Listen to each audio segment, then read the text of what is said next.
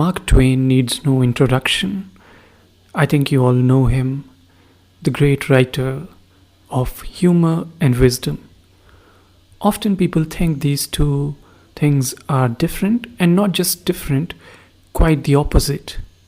But I think they are not really on the opposite side, but usually go together. Wisdom does contain elements of humor in it. Otherwise, without humor, it's not really wisdom. That is something you'll find in a lot of wise people.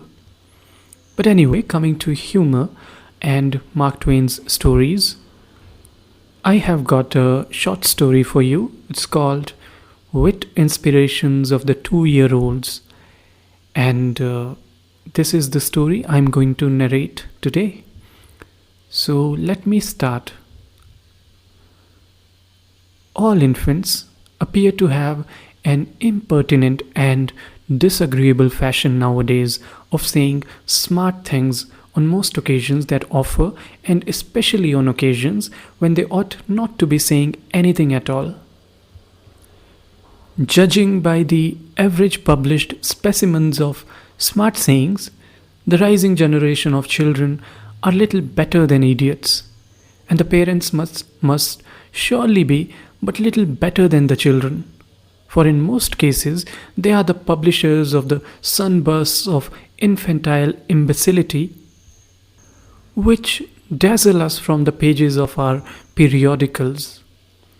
I may seem to speak with some heat, not to say a suspicion of personal spite, and I do admit that it nettles me to hear about so many gifted infants in these days, and remember that I seldom said anything smart when I was a child.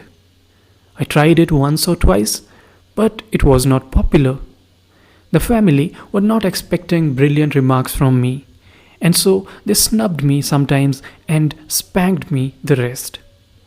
But it makes my flesh creep and my blood run cold to think what might have happened to me if I had dared to utter some of the smart things of this generation's 4-year-olds where my father could hear me. To have simply skinned me alive and considered his duty at an end would have seemed to him criminal leniency toward one so sinning. He was a stern, unsmiling man and hated all forms of precocity. If I had said some of the things I have referred to, and said them in his hearing, he would have destroyed me. He would have indeed. He would, provided the opportunity remained with him. But it could not, for I would have had judgment enough to take some strychnine first and say my smart thing afterward. The fair record of my life has been tarnished by just one pun. My father overheard that, and he hunted me over 4 or 5 townships seeking to take my life. If I had been full grown, of course he would have been right. But child as I was, I could not know how wicked a thing I had done. I made one of those remarks ordinarily called smart things. Before that it was not a pun. Still, it came near causing a serious rupture between my father and myself. My father and mother, my uncle Ephraim and his wife, and 1 or 2 others were present, and the conversation turned on a name for me. I was lying there trying some India rubber rings of various patterns and endeavoring to make a selection, for I was tired of trying to cut my teeth on people's fingers, and I wanted to get hold of something that would enable me to hurry the thing through and get something else. Did you ever notice what a nuisance it was cutting your teeth on your nurse's finger? For how back-breaking and tiresome it was trying to cut them on your big toe. And did you never get out of patience and wish your teeth were in Jericho long before you got them half cut? To me, it seems as if these things happened yesterday, and they did to some children. But I digress. I was lying there trying the India rubber things. I remember looking at the clock and noticing that in an hour and 25 minutes I would be 2 weeks old, and thinking how little I had done to merit the blessings that were so unsparingly lavished upon me. My father said, Abraham is a God name. My grandfather was named Abraham. My mother said, Abraham is a good name. Very well, let us have Abraham for one of his names. I said, Abraham suits the subscriber.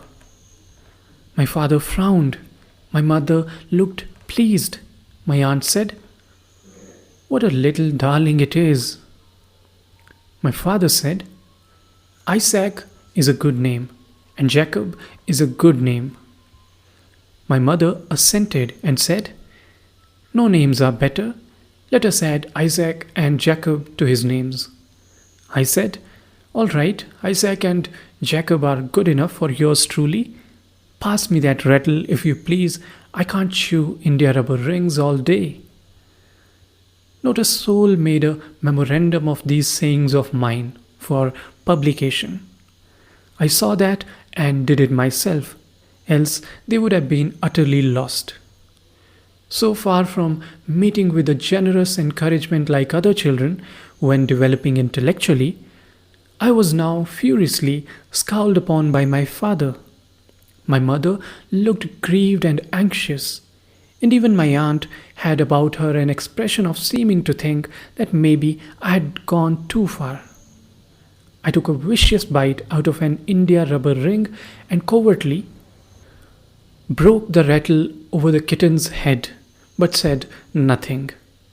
Presently, my father said, Samuel is a very excellent name. I saw that trouble was coming. Nothing could prevent it. I laid down my rattle. Over the side of the cradle, I dropped my uncle's silver watch, the clothes brush, the toy dog, my tin soldier, and the other matters which I was accustomed to examine, and meditate upon and make pleasant noises with, and bang and batter and break when I needed some wholesome entertainment.